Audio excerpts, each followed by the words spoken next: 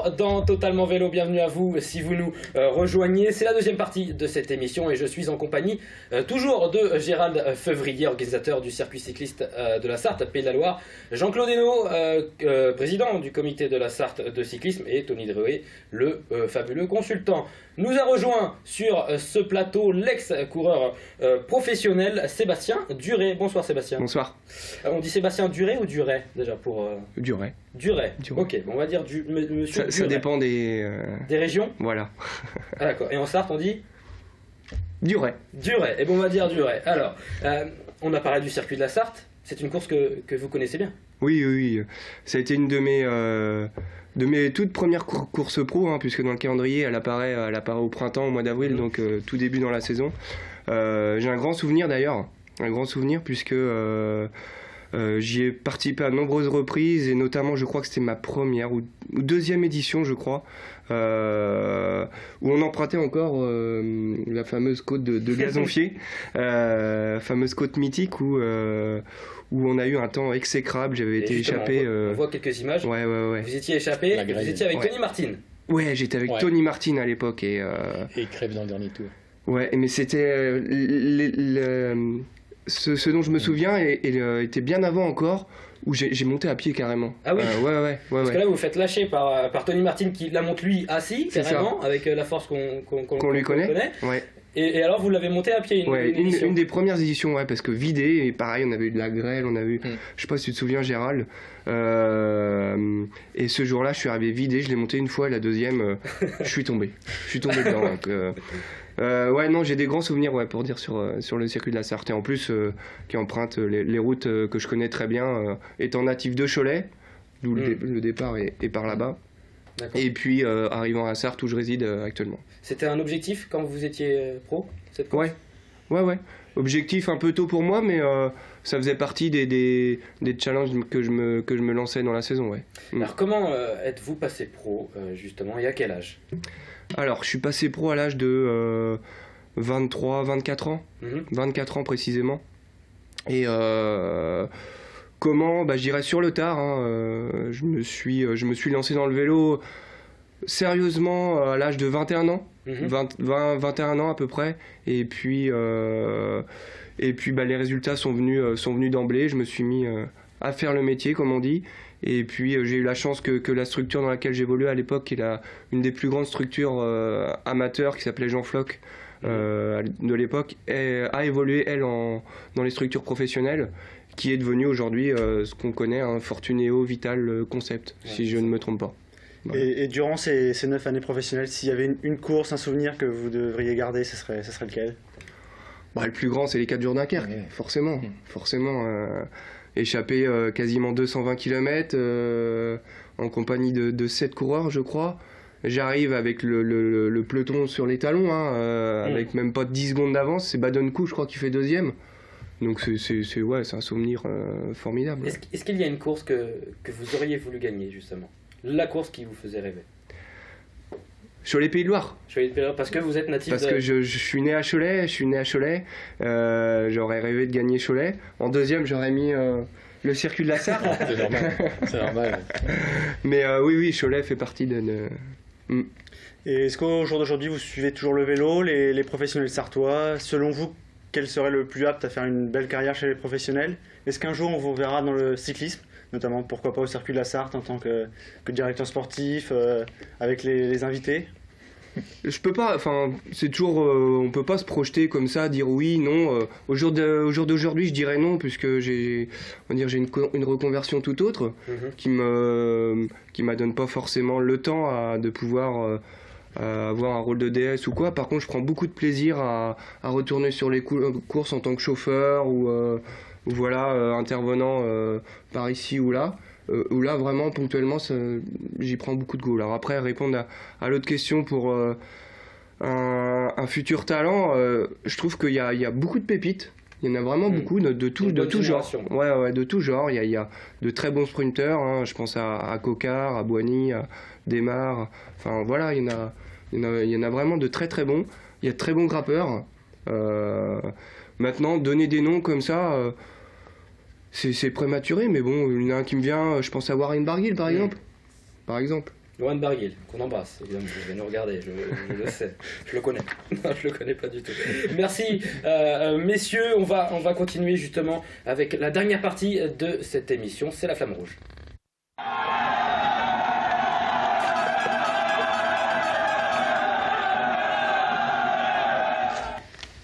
Un petit quiz, messieurs, j'ai ici derrière moi un petit tableau représentatif à vos têtes, hein, à vos tronches, on va le dire. Voilà, très bien fait, très beau montage. Une bonne réponse et vous avancez d'une case. Le but étant d'arriver le premier sur la ligne d'arrivée. Bien sûr, regardez bien et écoutez bien la vidéo qui va suivre. Elle attaque. Attaque de Melchior Monk. Attaque de Laurent Brochard. Attaque de Laurent Brochard qui détache. Laurent Brochard qui est parti sur la droite de la route. Laurent Brochard qui est parti. Il ne faut plus se retourner, Laurent. Laurent Brochard qui est parti. Nous allons voir à la sortie du tunnel. Non, Laurent Brochard a été repris. Léo Van est revenu sur lui. On va tout revenir là parce que tout le monde va se relever, à moins qu'il y ait un contre de Laurent Dufaux, de Beau Hamburger, Beau Hamburger n'est pas en position Il y a pour lancer le contre. Laurent Brochard, là pour l'instant, n'est pas bien placé, il est en première position. Et voici le groupe de Laurent Jalabert.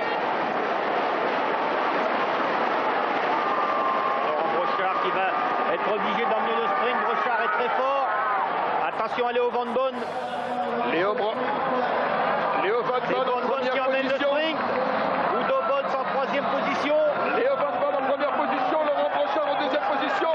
Udo Boll c'est juste derrière. Le sprint est Brochard va extrêmement passer. disputé. Laurent Brochard qui fait l'effort. Laurent Brochard au centre de la route. Laurent Brochard qui va gagner. Laurent Brochard est champion du monde. Superbe. Superbe. Ah ça, alors ça véritablement, si c'est une victoire qui doit faire plaisir aux millions de gens qui nous regardent, c'est... Je sais pas vous, mais moi j'en ai encore des frissons hein, de cette arrivée mythique, de ce sprint final de Laurent Brochard, devenu champion du monde justement. J'ai pas le droit de dire la date parce que justement c'est une question. D'ailleurs, la première question de ce quiz, de quelle, et c'est le premier qui répond qui avance d'une case, attention, hein, de quelle couleur est le bandana de Laurent Brochard? Blanc. C'est pas la bonne réponse. Bleu. C'est pas la bonne réponse. Jaune et rouge. Comment? Jaune et rouge. C'est pas la bonne réponse. Rouge. Rouge. Monsieur Hainaut qui avance d'une case, on a la réponse. Réponse en image. Et oui, regardez, il est bien rouge. Il est bien rouge. Mais il y a du jaune aussi. Ce bandana. Non, Sébastien Duré. Ce n'est pas de l'honnêteté que vous me faites. Non, c'est pas rouge. C'est normal, t'allais pas vite au sprint, toi. Deuxième question, messieurs, attention, monsieur Hainaut a pris les devants là. Attention, il lance le sprint. Quel coureur français était quel coureur français était dans la deuxième... Laurent Jalabert. Ah bah oui. J'ai bugué sur la question, il n'a pas bugué sur la réponse. C'est dans le contre. Et quel coureur français était dans Jalabert, le contre? Évidemment, c'était Laurent Jalabert. Sébastien Duré qui rejoint monsieur Hainaut. Attention, troisième question. Qui a lancé le sprint? Udo Boll. Van Bonn. Non, Van Léo Van Bonn. Ouais. Bonne réponse de Tony Drouet. Attention, monsieur Février. Il est malade, il est malade. Non, il y a le vent de face, alors je reste dans les roues là. Je reste dans les roues. Quatrième question. Quelle est la particularité des roues de Laurent Brochard? Bâton. Bonne réponse. Sébastien Duré qui prend les devants sur le côté extérieur contre les balustrades. Les plus jeunes que nous. La vivacité. Alors, cinquième question. Où avait lieu ce championnat du monde? Saint-Sébastien. Oula, à monsieur Février, allez. Avantage au dernier, c'est parti. Il y avait auto-finish, on va dire. Allez, bon, c'est pas mal là. On est bien. Attention. Question dure. Quel est le podium de ce championnat du monde? Brochard, Van Bonn, Hamburger. Oui, c'est ça. Très juste. C'est faux. C'est faux, mais je vais lui donner la bonne réponse. Les deux premiers, c'est parce ça. qu'il fallait trouver Hamburger déjà. Si, c'est Hamburger. Non, c'est Hamburger qui fait 2. Ah oui, Hamburger, le Danois qui fait 2. C'est le podium, mais pas dans le bon. Ouais, c'est ça. Bon, Pas dans l'ordre. Mais c'était pas mal. Fallait trouver Hamburger. Nouvelle question. Rien à voir avec la vidéo précédente. Cette fois, quel coureur sartois a remporté une course contre un cheval? Coureur sartois. Ouais. Julien Gay. Julien Gay. suis d'accord. Il court, et que vous êtes d'accord, c'est la mauvaise réponse. Il court dans une équipe, dans une nouvelle équipe avec des maillots noirs cette année. Et bah, Benoît Jarrier. Non plus. Tony Horel. Tony Horel, bonne réponse, mais c'est trop tard, vous avez dit une mauvaise réponse. On la compte pas, Je sais que celle-ci. Julien Gay l'a C'était fait. Tony Horel, regardez vidéo. Julien.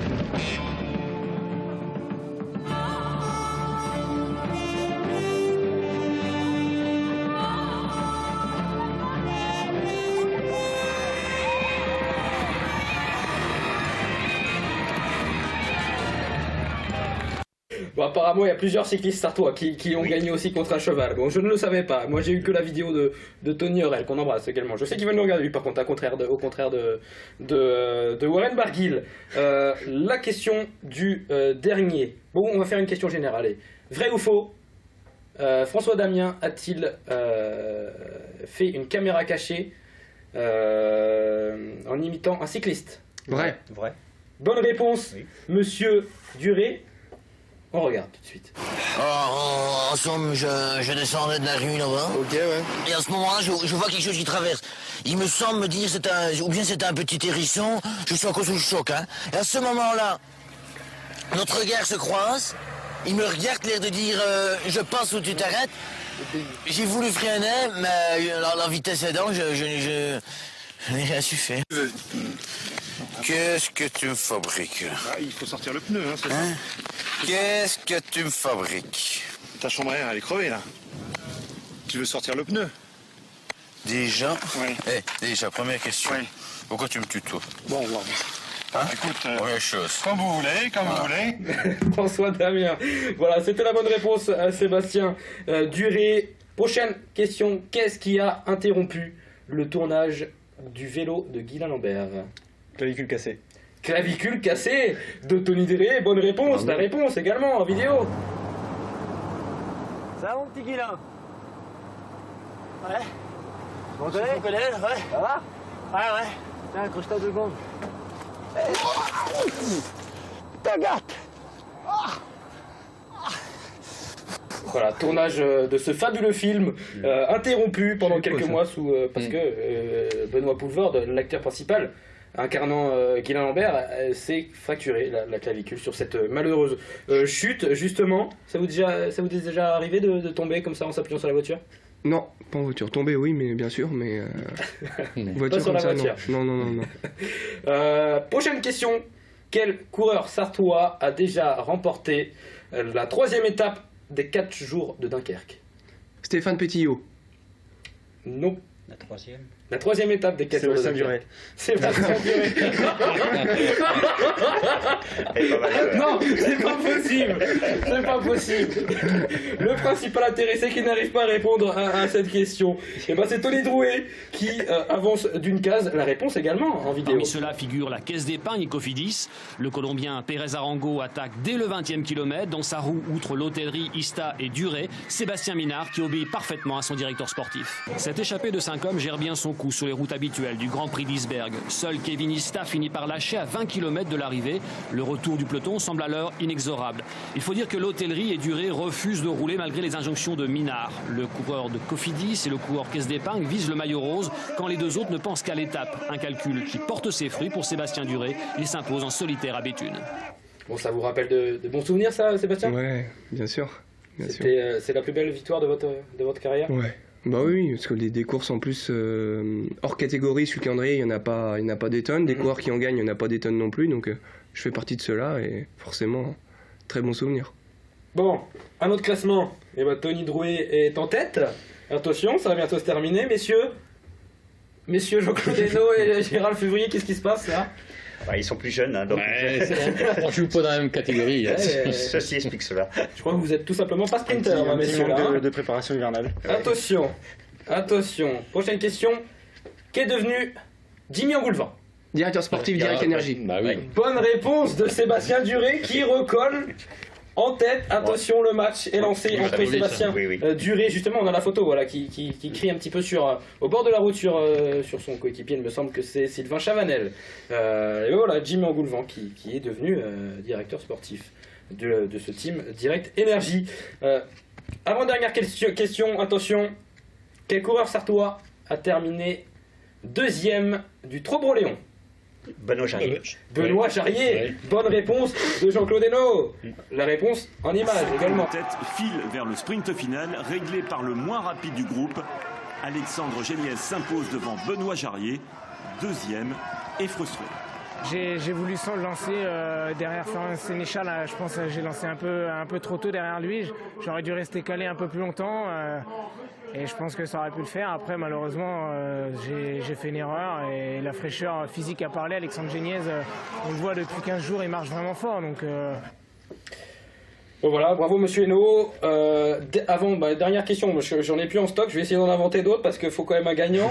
Mais quel Sartois a déjà été vainqueur du classement de la montagne de la Vuelta? Nicolas Hédé. Ah oui, Sébastien Duré, attention. Voilà, on a la photo également.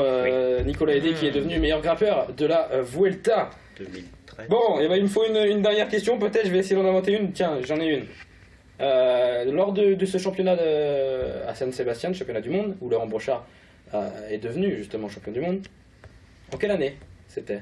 97. 97, Tony Drouet qui recolle, attention. Et là, il faut que j'invente une question comme ça.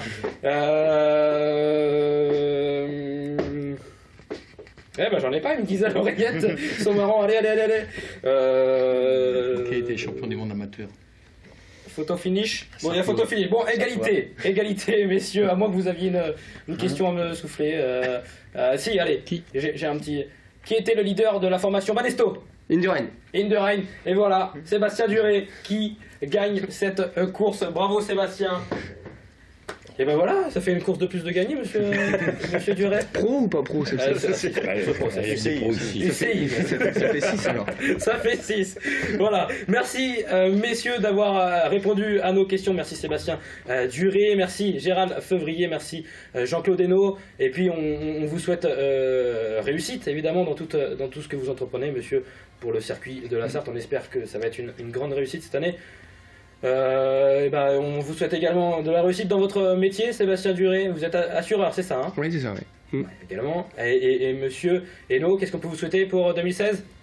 De faire une bonne année 2016. Et ben voilà, tout simplement. Merci à mon consultant Tony Drouet. C'est la fin de cette émission. Merci à vous également de l'avoir regardé. On se retrouve pour des prochaines émissions. À la semaine prochaine. Salut.